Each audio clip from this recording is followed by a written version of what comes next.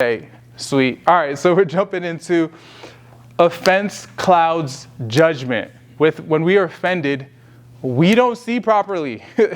We're not able to properly lead others. It's very difficult. Not saying it's impossible. God has used people many, many times who were offended to lead, but it's very difficult. It's very hard when we feel offended. I didn't put this in here, but one example that comes to mind is like Moses. Moses was offended. As much as we may Moses is the most humble man in the world. Yeah, he's the meek guy. He's a humble guy for sure, 100%. But those people got on his nerves. And he was like, these people, they caused me. And he says the reason for his sin or his disobedience to God, he blames it on the people. I'm just saying, if you read it, he's like, them people, right? And so it's not to say that God can't use somebody who's offended, but the reality is it's a lot harder to operate because of their clouded judgment.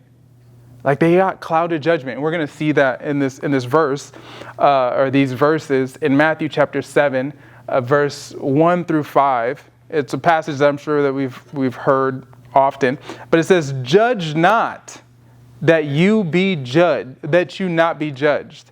For with what judgment you judge, you will be judged." Man, that's intense. So however you judging, that's how you're going to be judged. "And with the measure you use, it will be measured back to you.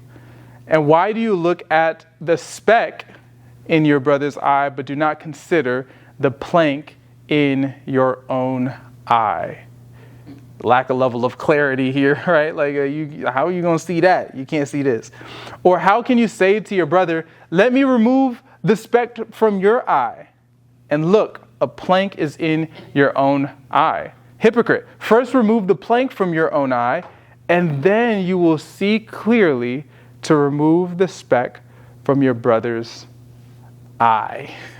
Right? So this is beautiful, and I feel like this is a really a beautiful picture of like the offense, right? Like when we get offended, we already talked about the root of it is pride, and a lot of it is rooted in, Heidi, did you need me to hold the thing? Are you good? I just thought about that. Yeah, no, we could do it. I mean, it's all good. No worries. I just thought about that. So I was like, hey, might as well. So when we already talked about how the root of offense is pride. It's our motives. It's what's going on the inside of us. So what happens when we get offended, right? Somebody says something and we're just like, what? How could that person? What we're doing is we're leaning into the pride, right? We're leaning into self.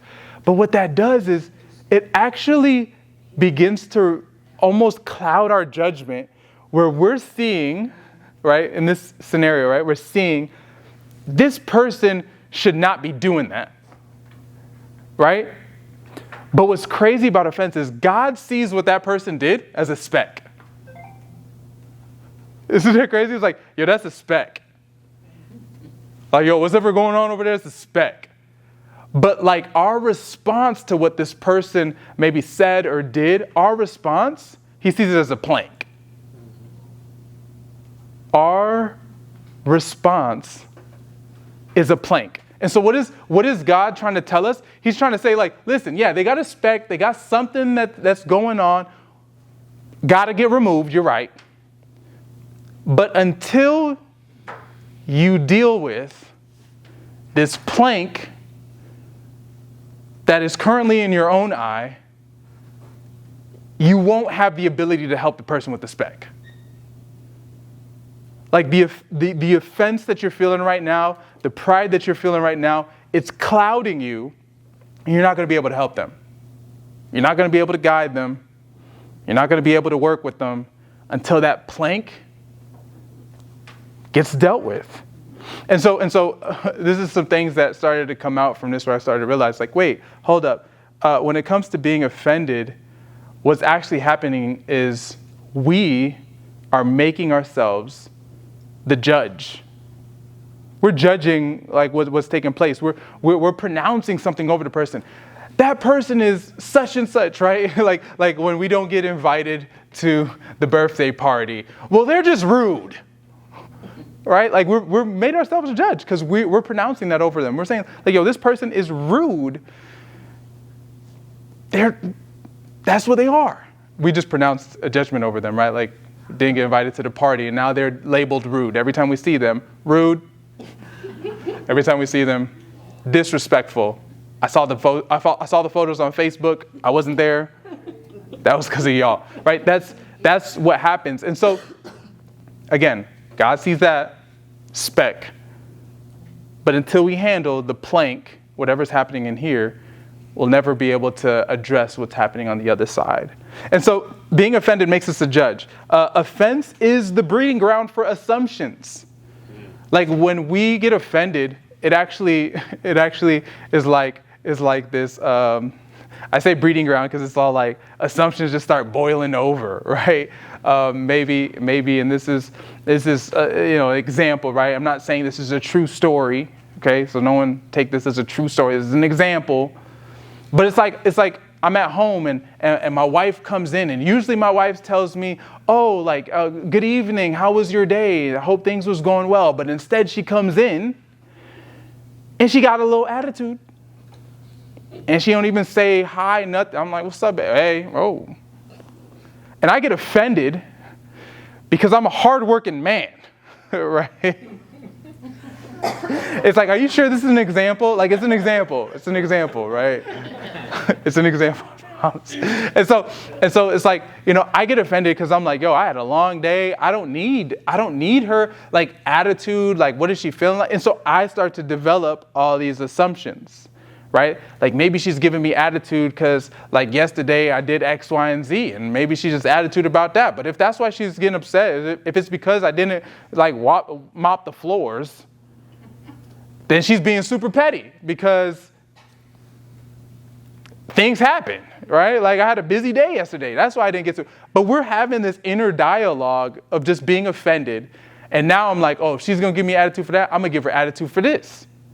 And so all of a sudden, offense is like breeding all this assumptions, and it's so awesome because I have conversations, and one of the things I like to ask, and this is something that God has been teaching me, is saying, Samson, do you actually know that?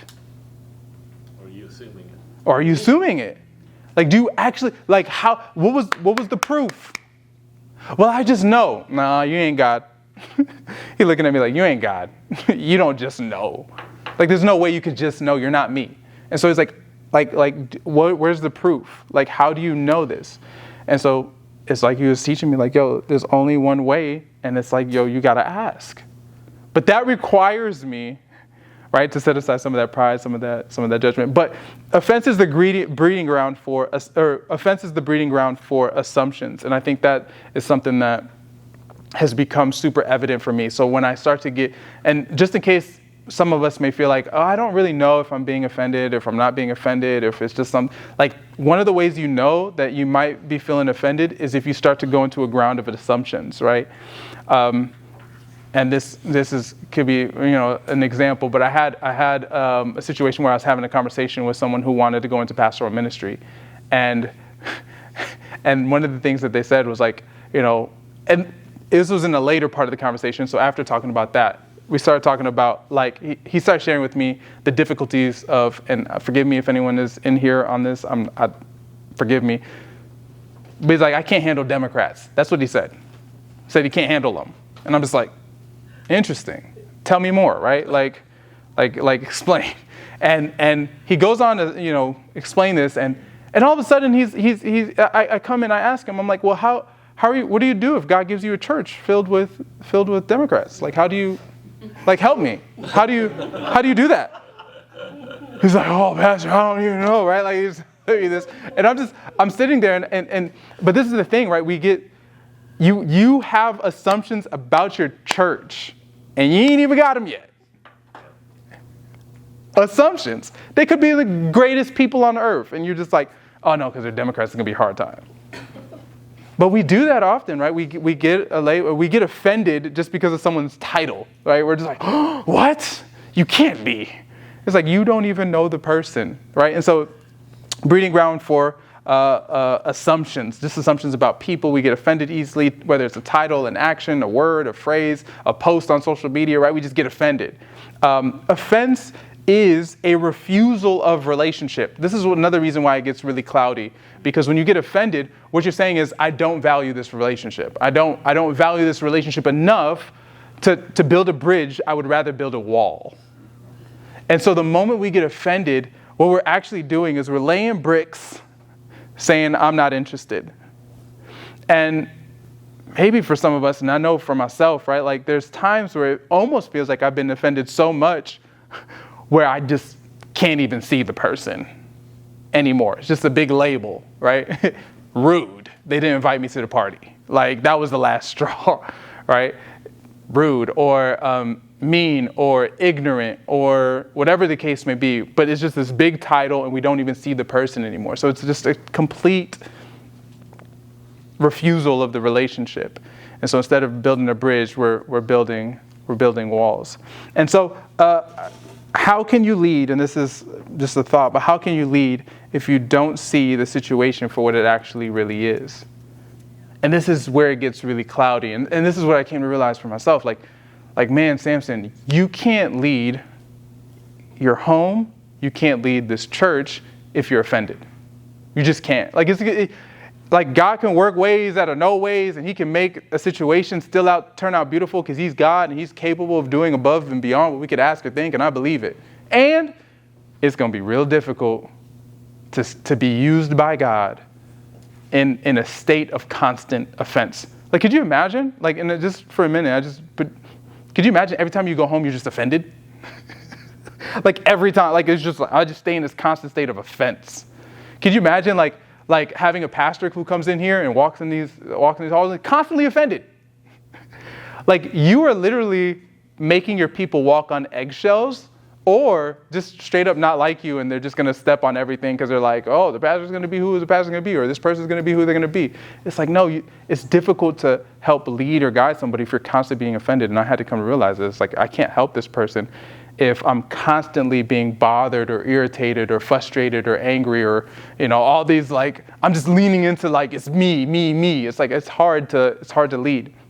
And so I want us to take a second just to look at another scenario, and we're going to get to solutions here in a second. But I want us to look at another scenario, and this scenario is a leader is hearing complaints from their group about church changes, and it could be from their group, from their friend group, from certain groups. But they're hearing these complaints, and it's a leader, and you're hearing these complaints, right? You're maybe in your family, you're hearing these rumors, right? Like you're hearing these things about a situation, a decision that has been made.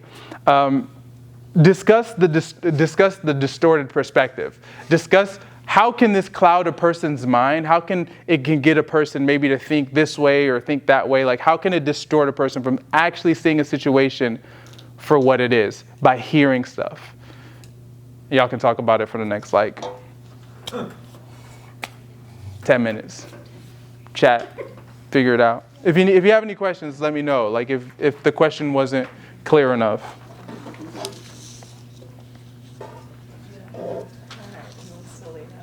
I think I need more information. So a leader is hearing about complaints about church changes. Are they feeling offended? Yeah, so the leader maybe isn't necessarily feeling offended, but maybe they're starting to feel offended from what the people are saying. Or maybe the people are feeling offended. And the leader's trying to navigate, like, oh, okay, like how could the church changes and the assumption pool, right? Because, everybody's saying, for example, and this is just a silly example, but let's say it's carpet change, and people are like, well, now people are going to leave the church because the carpet's not blood-stained red. And so now they think we're a wrong community, right? Like it can start to cloud, like the change can start to, in the midst of the room. I don't know if that makes sense. So it's the congregation. So it can be the congregation or it can be the leader. Okay. It's either or. I think I wrote this with the intention that the leader, that's the intention that I had, but as I'm looking at it, I'm like, yeah, it could go either way. So if somebody goes the other way, I'm not going to be like, that's not the... I know Lauren. I'm Brian. Oops.